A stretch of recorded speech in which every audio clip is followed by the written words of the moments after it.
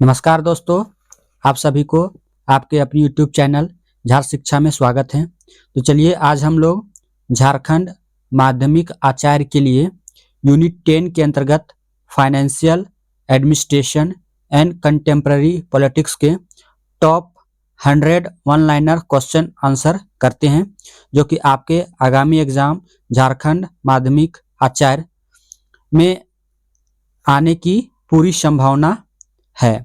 तो वैसे प्रश्नों को इसमें शामिल किया गया है। तो चलिए हम लोग देखते हैं।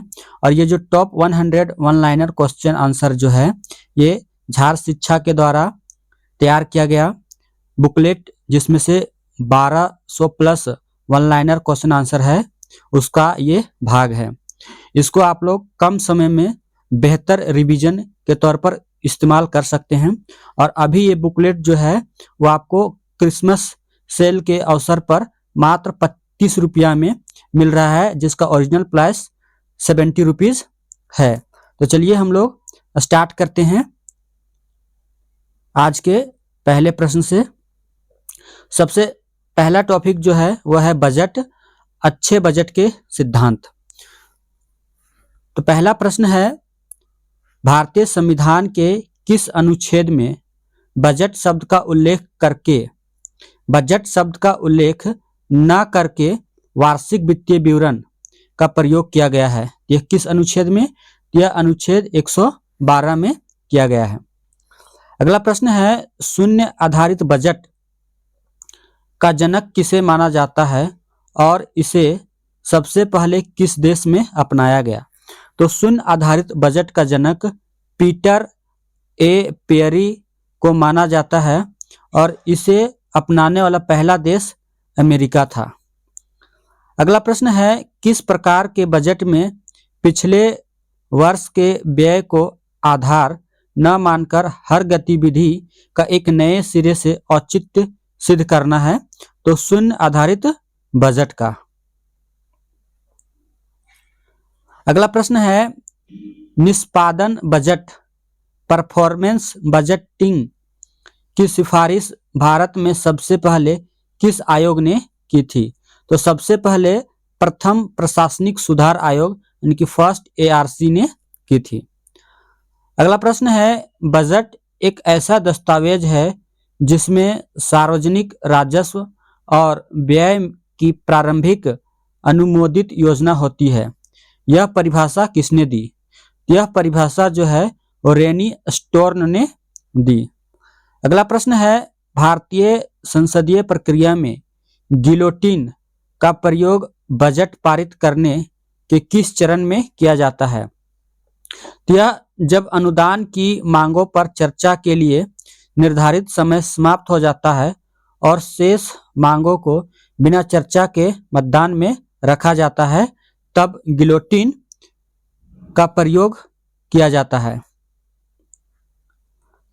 अगला प्रश्न है, भारत में लेखानुदान का प्रावधान संविधान के किस अनुच्छेद के तहत किया गया है, जो सरकार को बजट पारित होने तक खर्च करने की अनुमति देता है?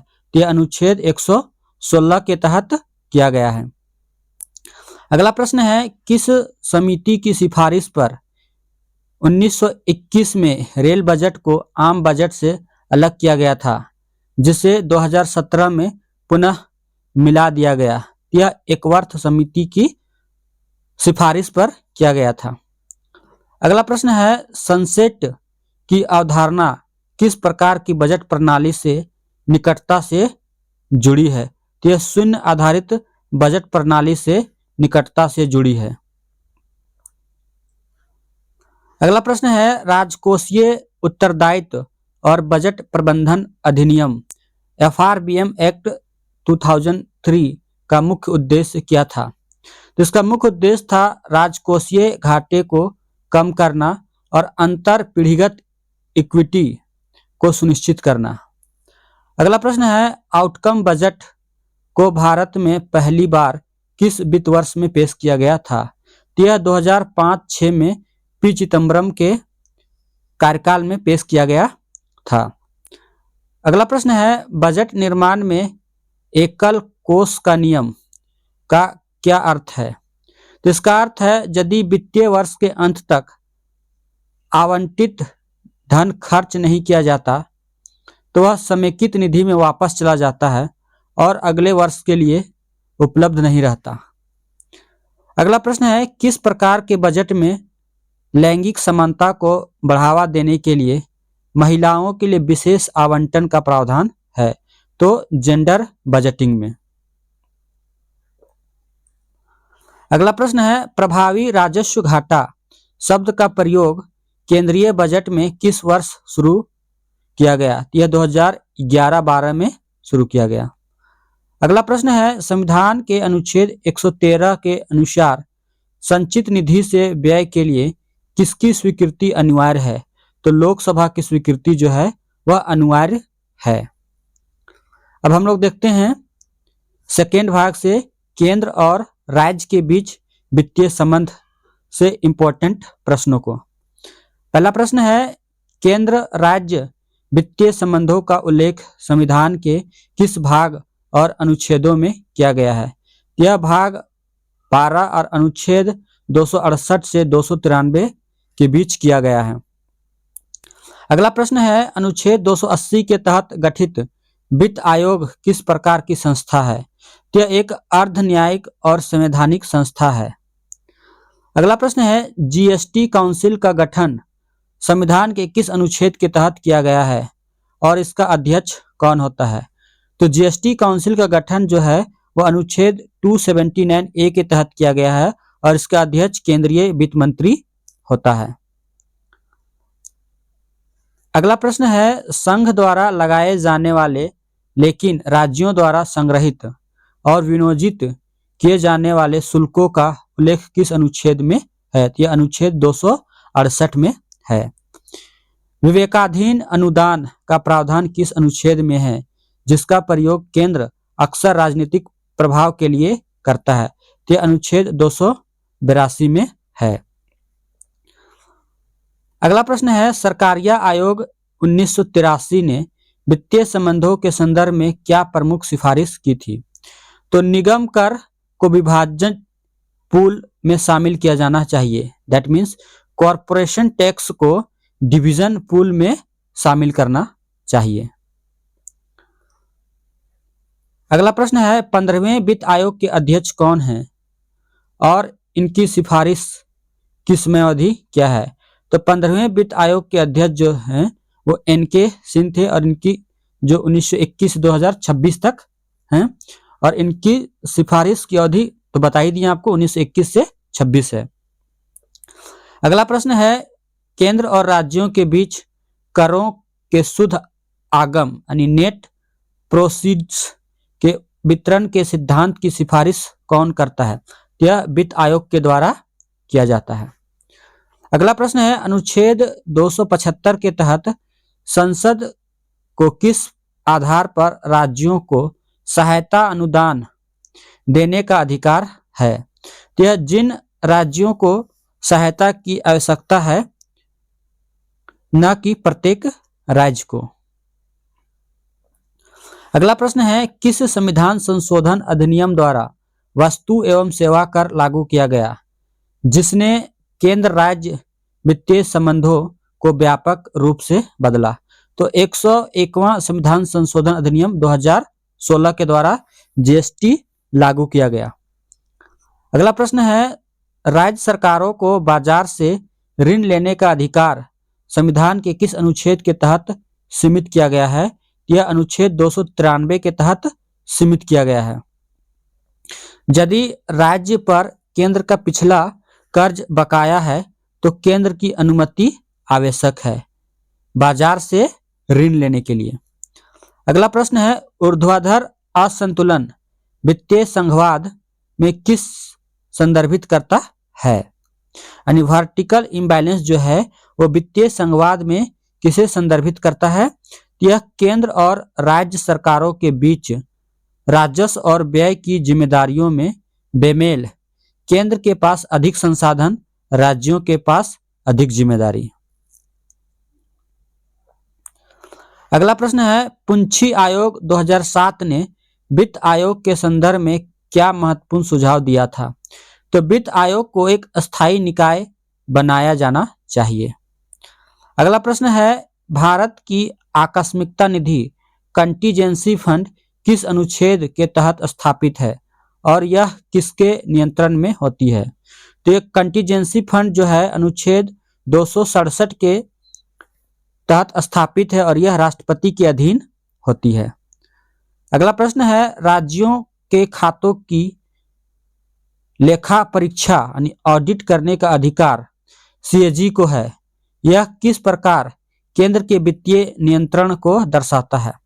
तो यह जो है एक एकीकृत वित्तीय प्रशासन का उदाहरण है। अनुच्छेद 148 से 51 के बीच में यह आता है। अब हम लोग देखते हैं टॉपिक 3 को, पर्यावरणीय मुद्दे और कोपेनहेगन के बाद की भूमिका। पहला प्रश्न इसमें, कोपेनहेगन शिखर सम्मेलन 2009 में भारत ने किस समूह के साथ मिलकर बेसिक देशों का गठन किया था? तो ब्राजील, दक्षिण अफ्रीका, भारत और चीन ने। अगला प्रश्न है, कोपेनहेगन समझौते का मुख्य विवादास्पद बिंदु क्या था जिसे भारत ने स्वीकार तो किया पर कानूनी रूप से बाध्यकारी नहीं माना? तो वैश्विक तापमान वृद्धि को 2 डिग्री सेल्सियस से नीचे रखना, लेकिन बिना किसी बाध्यकारी उत्सर्जन कटौती लक्ष्य के। अगला प्रश्न है, भारत ने पेरिस समझौते 2015 के तहत अपने INDC intended nationally determined contributions में 2030 तक गैर जीवाश्म ईंधन से कितनी बिजली खपत या कितनी बिजली क्षमता का लक्ष्य रखा है? तो यह 40%, जिसे अब बढ़ाकर 50% करने का लक्ष्य है। अगला प्रश्न है, साझा लेकिन विभेदित उत्तरदायित्व CBDR का सिद्धांत किस अंतर्राष्ट्रीय कन्वेंशन की आधारशिला है? तो यह UNFCCC की आधारशिला है, जिसे रियो पृथ्वी सम्मेलन 1992 में अपनाया गया था। अगला प्रश्न है, राष्ट्रीय हरित अधिकरण NGT अधिनियम किस वर्ष पारित किया गया और यह किस अनुच्छेद से प्रेरित है? तो यह 2010 में पारित किया गया और यह अनुच्छेद 21 से प्रेरित है, स्वच्छ पर्यावरण का अधिकार। अगला प्रश्न है, भारत सरकार की जलवायु परिवर्तन पर राष्ट्रीय कार्य योजना NAPCC कब शुरू की गई और इसमें मूलतः कितने मिशन थे? तो यह 2008 में शुरू की गई और इसमें कुल 8 मिशन थे। अगला प्रश्न है, अंतर्राष्ट्रीय सौर गठबंधन जिसका मुख्यालय गुरुग्राम में है, भारत ने किस देश के साथ मिलकर शुरू किया? यह फ्रांस के साथ शुरू किया था COP21 पेरिस के दौरान। अगला प्रश्न है, कोपेनहेगन के बाद भारत ने स्वेच्छा से 2020 तक अपनी उत्सर्जन तीव्रता को 2005 के स्तर से कितना कम करने का लक्ष्य रखा था? तो 20 से 25% कम करने का लक्ष्य रखा था। अगला प्रश्न है, पर्यावरण संरक्षण अधिनियम 1986 को किस त्रासदी के बाद लागू किया गया था और इसे किस नाम से भी जाना जाता है? तो भोपाल गैस त्रासदी के बाद इसे लागू किया गया था और इसे छाता विधान भी कहते हैं। अगला प्रश्न है, क्योटो प्रोटोकॉल 1997 का संबंध किससे है और इसका दूसरा चरण कब समाप्त हुआ? तो इसका संबंध ग्रीन हाउस गैस उत्सर्जन में कटौती से है, जिसके लिए बाध्यकारी लक्ष्य विकसित देशों के लिए ये लागू है और यह 2020 में समाप्त हुआ। अगला प्रश्न है, भारत में पर्यावरणीय प्रभाव आकलन EIA इन्वायरमेंट असेसमेंट अधिसूचना किस कानून के तहत जारी की जाती है? यह पर्यावरण संरक्षण अधिनियम 1986 के तहत जारी की जाती है। अगला प्रश्न है, ग्लासगो कोप 26 में प्रधानमंत्री मोदी ने भारत के लिए नेट जीरो कार्बन उत्सर्जन का लक्ष्य किस वर्ष तक रखा है? तो 2070 तक रखा है। पंचामृत रणनीति का संबंध भारत की किस नीति से है? यह जलवायु परिवर्तन से निपटने के लिए कोप 26 में भारत द्वारा प्रस्तुत 5 सूत्रीय कार्य योजना से है। अगला प्रश्न है, वंदना शिवा किस विचारधारा की प्रमुख समर्थक मानी जाती है जो पर्यावरण और नारीवाद को जोड़ती है? तो इको फेमिनिज्म से मानी जाती है। अगला प्रश्न है, मॉन्ट्रियल प्रोटोकॉल 1987 का उद्देश्य क्या था जिसे पर्यावरण इतिहास में सबसे सफल संधि माना जाता है? तो यह ओजोन परत का क्षरण करने वाले पदार्थों को चरणबद्ध तरीके से समाप्त करना था। अब हम लोग देखते हैं सूचना का अधिकार अधिनियम 2005 यानी आरटीआई एक्ट 2005 के महत्वपूर्ण प्रश्नों को। पहला प्रश्न है, आरटीआई अधिनियम 2005 की धारा 4 सार्वजनिक प्राधिकरणों पर क्या दायित्व डालती है? तो यह स्वतः संज्ञान से सूचना का प्रकटीकरण यानी कि सुमोटो डिस्क्लोजर। अगला प्रश्न है, आरटीआई आंदोलन में राजस्थान के किस संगठन ने अग्रणी भूमिका निभाई थी? तो मजदूर किसान शक्ति संगठन ने महत्वपूर्ण भूमिका निभाई थी। अगला प्रश्न है, आरटीआई अधिनियम की किस धारा के तहत संप्रभुता, अखंडता और सुरक्षा से जुड़ी सूचनाओं को प्रकट करने के लिए छूट दी जाती है या छूट दी गई है? तो धारा 8 सब क्लॉज 1 के तहत। अगला प्रश्न है, 2019 के आरटीआई संशोधन अधिनियम द्वारा मुख्य सूचना आयुक्त के कार्यकाल और वेतन के निर्धारण का अधिकार किसे दिया गया? यह अधिकार केंद्र सरकार को दिया गया। पहले यह निश्चित और चुनाव आयुक्त के समक्ष था। अगला प्रश्न है, आरटीआई अधिनियम के तहत यदि सूचना किसी व्यक्ति के जीवन या स्वतंत्रता से संबंधित है तो उसे कितने समय में प्रदान किया जाना चाहिए? तो यह 48 घंटों के भीतर प्रदान करना चाहिए। अगला प्रश्न है, शासकीय गोपनीयता अधिनियम 1923 और आरटीआई के बीच संघर्ष होने पर कौन सा कानून प्रभावी होगा? तो आरटीआई अधिनियम 2005 धारा 22 के तहत इसका अधिभावी प्रभाव है। अगला प्रश्न है, केंद्रीय सूचना आयोग का गठन आरटीआई अधिनियम की किस धारा के तहत किया गया है? तो यह धारा 12 के तहत किया गया है।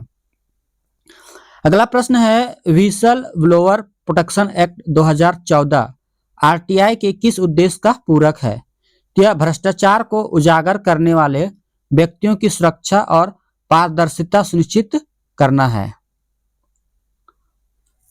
अगला प्रश्न है, आरटीआई अधिनियम के कार्यान्वयन में एक प्रमुख चुनौती पेंडेंसी है।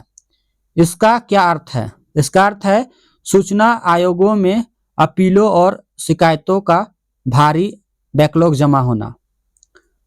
अगला प्रश्न है, मुख्य सूचना आयुक्त की नियुक्ति करने वाली समिति में कौन कौन शामिल होता है?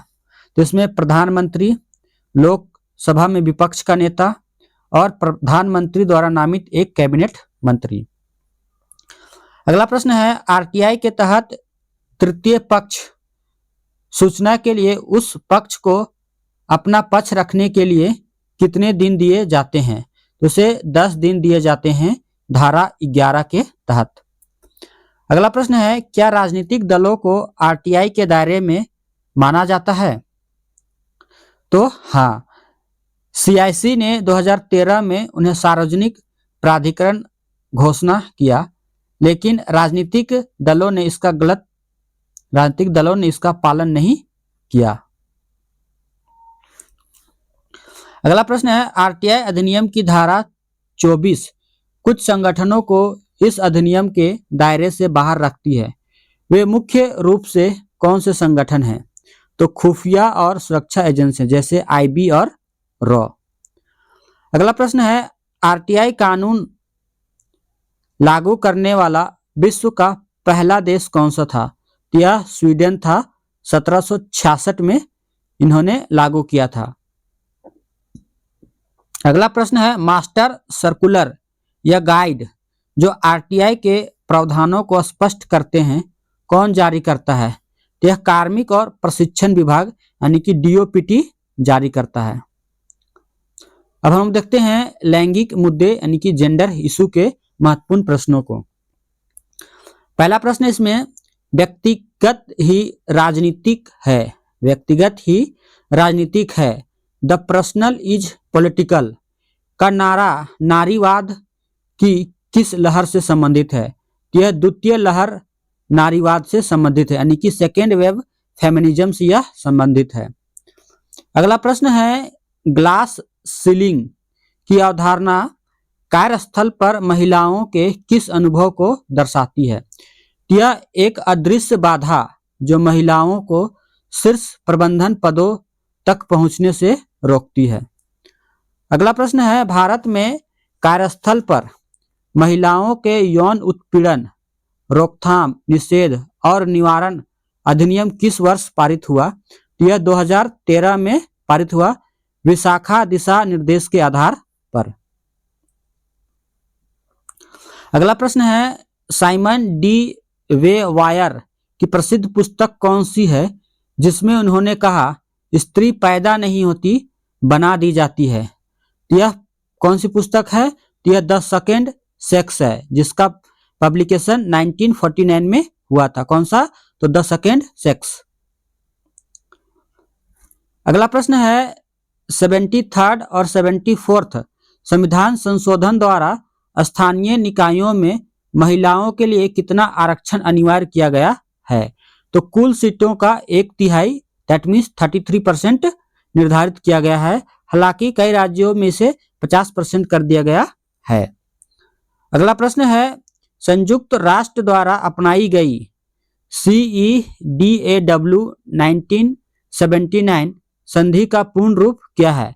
इसका पूर्ण रूप है convention on the elimination of all form of discrimination against women यानी महिलाओं के खिलाफ भेदभाव के उन्मूलन पर कन्वेंशन। अगला प्रश्न है, उदारवादी नारीवाद का मुख्य जोर किस बात पर है?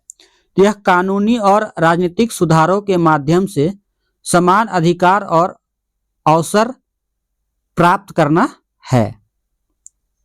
अगला प्रश्न है, सुली डिल्स और बुली बाई एप विवाद किस आधुनिक लैंगिक मुद्दे को उजागर करते हैं?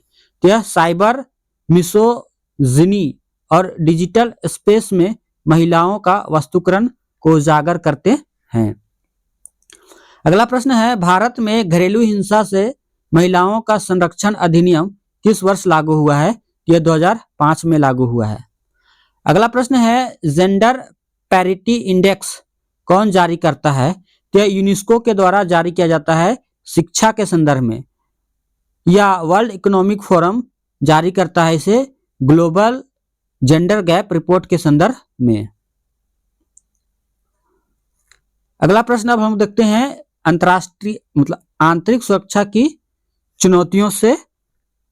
पहला प्रश्न इसमें, लाल गलियारा रेड कॉरिडोर शब्द भारत की आंतरिक सुरक्षा के किस खतरे से संबंधित है?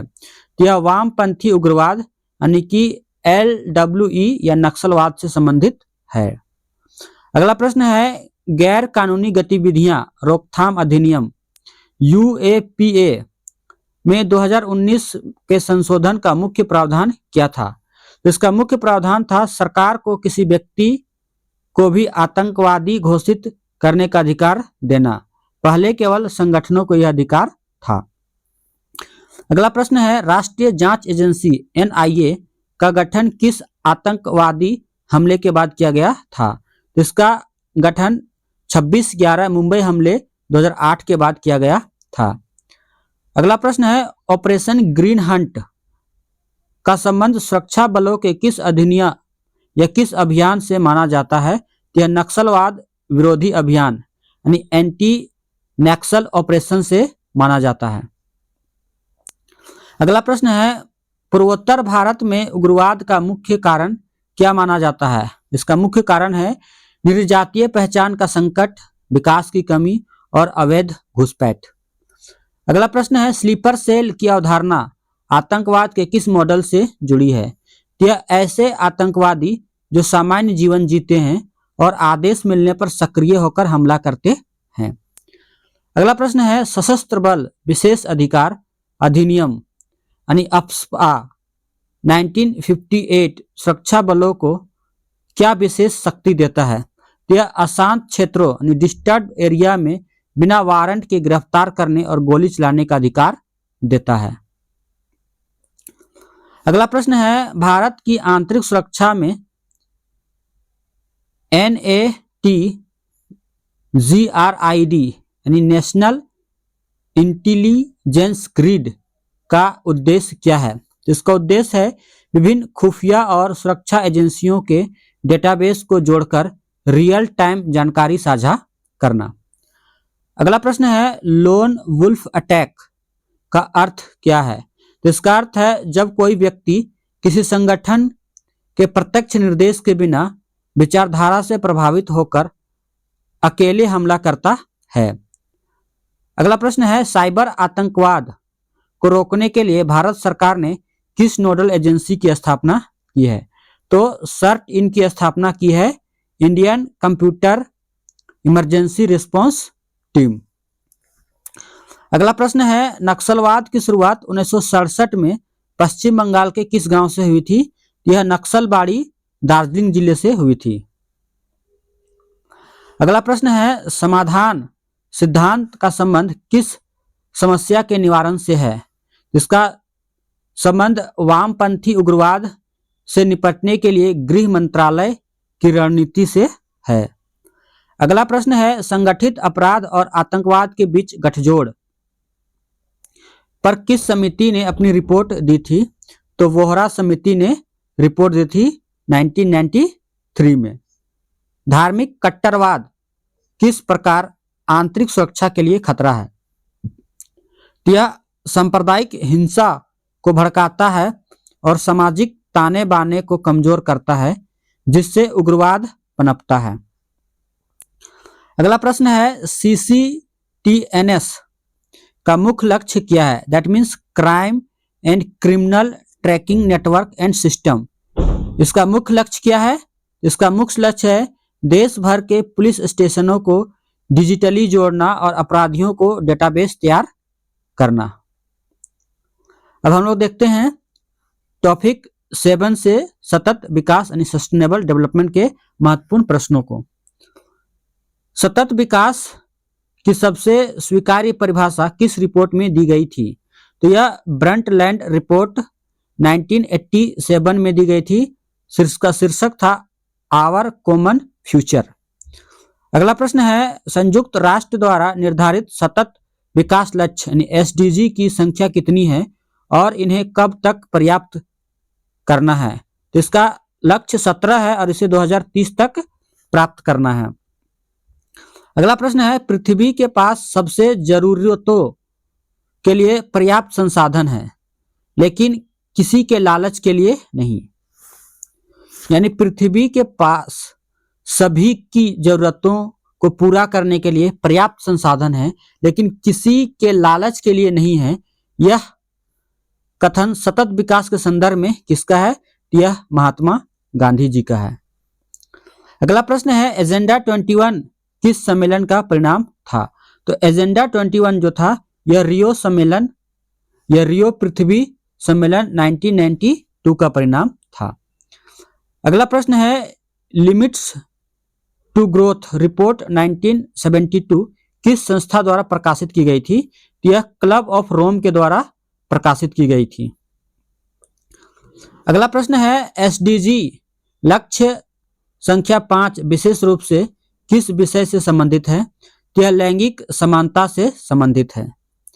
ट्रिपल बॉटम लाइन दृष्टिकोण सतत विकास के किन 3 स्तंभों पर जोर देता है? यह लोग, ग्रह और मुनाफा यह सामाजिक, पर्यावरणीय और आर्थिक मुद्दे पर जोर देता है। किस पे? तो लोग, ग्रह और मुनाफा, या सामाजिक और पर्यावरणीय और आर्थिक मुद्दे पर जोर देता है। अगला प्रश्न है, भारत में सतत विकास लक्ष्यों की निगरानी और कार्यान्वयन के लिए नोडल संस्था कौन सी है? यह नीति आयोग है। कौन? तो नीति आयोग है। अगला प्रश्न है, Rio+20 सम्मेलन 2012 का मुख्य परिणाम दस्तावेज क्या था? तो द फ्यूचर वी वांट। अगला प्रश्न है, हरित अर्थव्यवस्था की अवधारणा किस संदर्भ में सतत विकास से जुड़ी है? यह ऐसी अर्थव्यवस्था जो पर्यावरणीय जोखिम को कम करती है और पारिस्थितिकी दुर्लभता का ध्यान रखती है। अगला प्रश्न है, एसडीजी इंडिया इंडेक्स कौन जारी करता है? यह नीति आयोग जारी करता है। अगला प्रश्न है, मिलेनियम डेवलपमेंट गोल्स की अवधि क्या थी जिसके बाद एसडीजी आए? तो यह 2000 से 2015 तक थी। अगला प्रश्न है, कैरिंग कैपेसिटी की अवधारणा का सतत विकास से में क्या महत्व है? तो इसका महत्व है, यह किसी पारिस्थितिकी तंत्र की वह अधिकतम क्षमता है जिससे अधिक दोहन करने पर वह नष्ट हो जाएगी। अगला प्रश्न है, मिशन लाइफ यानी कि लाइफ स्टाइल फॉर एनवायरमेंट वैश्विक पहल की शुरुआत किसने की? यह प्रधानमंत्री नरेंद्र मोदी के द्वारा शुरू की गई। अगला प्रश्न है, सतत विकास लक्ष्य संख्या 1 क्या है? यह है गरीबी की पूर्ण समाप्ति यानी कि नो पॉवर्टी। दोस्तों, आप लोगों के लिए झार शिक्षा के द्वारा राजनीति विज्ञान के 10 यूनिट का यूनिट वाइज बुकलेट तैयार किया गया है, जो कि अभी आप लोग को ये क्रिसमस ऑफर में 50% डिस्काउंट के साथ आपको सभी बुकलेट मिल रहे हैं। इस बुक में राजनीति विज्ञान के जेएसएससी के द्वारा जितने यूनिट्स प्रोवाइड कराए गए हैं और उससे जितने भी प्रश्न बन सकते थे उन सभी का होलिस्टिक वे में कवर किया गया है और इसे आप लोग कम समय में रिवीजन कर सकते हैं। सभी 10 यूनिट का प्राइस जो है वह 660 रुपया रखा गया है, लेकिन अभी क्रिसमस ऑफर पे आपको सभी 10 बुकलेट जो है वह 330 रुपया में मिल जाएगा 50% डिस्काउंट के साथ। ये ऑफर जो है क्रिसमस तक ही रहेगा, उसके बाद ये ऑफर समाप्त हो जाएगी। तो जिनको भी ये बुकलेट लेना हो और अपना राजनीतिक विज्ञान के अंतर्गत एक सीट पक्का करना हो, वो लोग ये बुकलेट लेके उसका कम समय में रिवीजन कर सकते हैं और अच्छे मार्क्स ला सकते हैं और अपना एक सीट कंफर्म कर सकते हैं। इस वीडियो का आप लोग का पीडीएफ हमारे टेलीग्राम ग्रुप झार शिक्षा में मिल जाएगा, जिसका लिंक जो है वो डिस्क्रिप्शन में मिल जाएगा। वहां से आप लोग इसे ज्वाइन करके इसका पीडीएफ आप लोग ले सकते हैं। वीडियो देखने के लिए आप सभी को धन्यवाद। जय हिंद, जय भारत, जय झारखंड, जय जोहार।